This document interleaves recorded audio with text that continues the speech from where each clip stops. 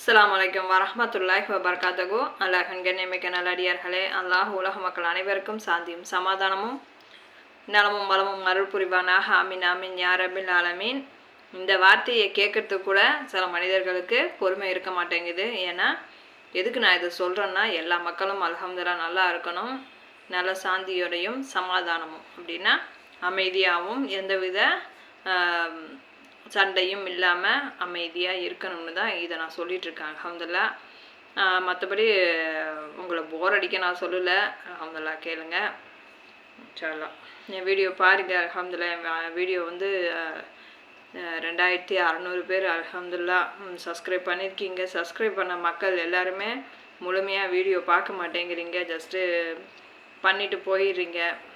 அல்ஹம்துலில்லாஹ் நான் வாழ்க்கைக்கு உங்கள் வாழ்க்கைக்கு நல்லது தான் அல்ஹம்துலில்லாஹ் சொல்லிகிட்ருக்கேன். இன்ஷா அல்லாஹ் கேட்க முயற்சி பண்ணுங்கள். எனக்கு நம்ம முக்கியமான ஒரு தலைப்பு, மனிதர்களுக்கு அடுத்தவங்க பிரச்சனையை பேசுகிறதுனா என்ன தான் ஒரு இன்பமோ தெரியல. ஆனால் வாய்க்கு வந்தபடி பேசுகிறது வந்து ரொம்ப தப்பான ஒரு விஷயம். அதனால் அல்லாஹ் நம்மளை எப்போவுமே பார்த்துட்ருக்கான், நம்ம சொல்கிறத கேட்டுட்ருக்கான். நம்ம ஒவ்வொரு சொல்கிற எழுத்தையும் நம்ம ஒரு எழுதுகிற எழுத்தையும் மலக்குமார்கள் நோட் பண்ணிகிட்ருக்காங்க. அதே மாதிரி ஒவ்வொரு வார்த்தை சொல்கிறதையும் மலக்குமார்கள் நோட் பண்ணிகிட்ருக்காங்க. நம்மளுடைய பாவம் நமக்கு தெரியாது, ஆனால் நம்ம பாவம் பண்ண போகிறோம் அப்படின்ற ஒரு விஷயத்தை கூட மலக்குமார்கள் நோட் பண்ணிட்டு தான் இருப்பாங்க, வலது பக்கமும் இடது பக்கமும். அதனால் நல்ல காரியம் செஞ்சால் நல்ல செயலை செய்கிற மலக்கு நம்ம வலது பக்கம் இருப்பாங்க. கெட்ட காரியம் செய்ய தூண்டினாலும் அதை வந்து செயல்படுத்தினாலும் அதை எழுதுறதுக்கு இடதுபுறம் ஒரு மலக்கு இருக்காங்க. அதனால் மக்கள் வந்து அடுத்தவங்க பிரச்சனையை எப்போவுமே ஆராயாதீங்க.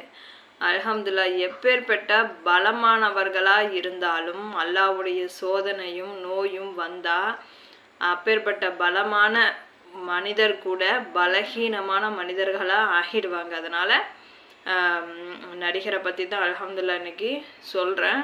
விஷால்னு ஒரு நடிகர். அந்த நடிகர் வந்து அவங்களுடைய நோயை வைத்து அவங்கள வந்து தரம் குறைவாக பேசுகிறதும், ரொம்ப அவங்கள கற்பனையாக நம்ம வாய்க்கு வந்தபடி மற்ற மனிதர்களை பற்றி நம்ம விமர்சிக்கிறதும் ரொம்ப கேடுகட்ட ஒரு செயல்.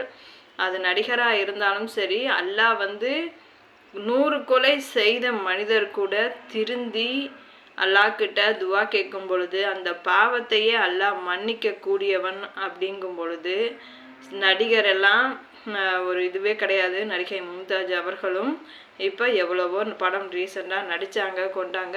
இப்போ அல்லாஹ்வை நினச்சி அல்ஹம்துலில்லாஹ் மக்காவுக்கு போய் அந்த கண்ணீரோடு அந்த வீடியோ போடும் பொழுது நமக்கு எவ்வளோ ஒரு ஆனந்தமாக இருக்குது. அந்த மாதிரி எந்த ஒரு மனிதரும் யாரையும் நம்ம காஃபிர்னும் சொல்லக்கூடாது, அதே மாதிரி இறை மறுப்பாளர்னு நம்ம ஸ்ட்ராங்காகவும் சொல்லக்கூடாது. அல்லாஹ் எந்த நிலைமையிலையும் அவர்களை மாற்றக்கூடிய மனநிலை இருக்குது. அதனால் மனிதர்கள் எந்த நிமிஷமும் எந்த மதத்துக்கும் எந்த இடத்துக்கும் மாறலாம். அதனால் நல்ல ஒரு மனிதரை நம்ம தரம் தாழ்த்தி பேசும் பொழுது அல்லாஹ் உங்களை பார்த்துட்ருக்கான். நீங்கள் அவங்க பிரச்சனையை, அவங்களுக்கு நோயே வந்தாலும், அவங்களுக்கு என்ன பிரச்சனை வந்தாலும் அல்ஹம்துலில்லாஹ் அவங்களுக்காக துவா கேளுங்க. அவங்க அந்த மனிதர் நல்லா இருக்கணும். அவர் கெட்டதே பண்ணாலும் அவர் செய்த செயலுக்கு அல்லாஹ்கிட்ட அவங்க பதில் சொல்லிக்கிட்டோம். அவங்களுடைய பாவத்தை நீங்கள் சுமக்க போகிறது கிடையாது. அதனால் அவருடைய நன்மையையும் நீங்கள் சுமக்க போகிறது கிடையாது. அதனால் அவர் ஒரு தனிப்பட்ட மனிதர், அல்லாஹ் படைத்த ஒரு மனிதர். அல்ஹம்துலில்லாஹ் அந்த மனிதர்கள் மேலே இரக்கத்தை காட்ட தான் சொல்கிறேன். அந்த மனிதர்கள் நம்ம மனிதர்கள் மேலே இரக்கத்தை காட்டினாதான் அல்லாஹ் நம்ம மேலே இரக்கத்தை காட்டுவான். நீங்கள் அவங்க பிரச்சனையை நீங்கள் ஆராயிறீங்க, உங்கள் வாய்க்கு வந்தபடி காசுக்காக ரொம்ப கேவலமாக கீழ்த்தனமாக அவங்கள பற்றி பேசுகிறீங்க. அந்த விஷால் நடிகரை பற்றி பேசுகிறீங்க. அவர் ஒரு நோயாளி. என்னதான் அவர் படம் நடித்தாலும் பலம் வாய்ந்தவராக இருந்தாலும் நோய் வந்தால் எப்பேற்பட்ட மனிதரும் ரொம்ப உடம்பு சரியில்லாமல் இதாக தான் போகும். அவருடைய முகத்தை பார்த்தாலே ரொம்ப கஷ்டமாக இருக்குது. அவரை போய் நீங்கள் இப்படி விமர்சிக்கிறது, அவர் முன்னாடி தப்பே செஞ்சு இந்த மாதிரி ஒரு பிரச்சனை வந்தாலும் அது அவருடைய பிரச்சனை. அதை நம்ம பேசுகிறதுக்கு எந்த தகுதியுமே கிடையாது. அடுத்தவங்க பிரச்சனையை ஆராயிறதை விட்டுட்டு அல்ஹம்துலில்லாஹ் உங்கள் வேலை என்னமோ அதை பாருங்கள். அல்லாஹ் அடுத்தவர்கள் பிரச்சனையை நீங்கள் ஆராய்ஞ்சிங்கன்னா அல்லாஹ் உங்கள் பிரச்சனையை 4 பேருக்கு மத்தியில் பேச வைப்பான். அப்போ உங்களுக்கு தான் அசிங்கம். அதனால் ஒரு இறை மறுப்பாளராக ஒரு அல்லாவை மறுத்த மாற்று மத சகோதரர்கள் ரொம்ப அவங்கள விமர்சிக்கிறது ரொம்ப மனசு கஷ்டமாக இருக்குது. அதுவும் இல்லாமல் முஸ்லீமில் யாரும் இந்த மாதிரி ஒரு விஷயத்த செய்ய மாட்டாங்க. ஏன்னா எங்களுக்கு அல்ஹம்துலில்லாஹ் இந்த ஒரு விஷயம் தெரியும்.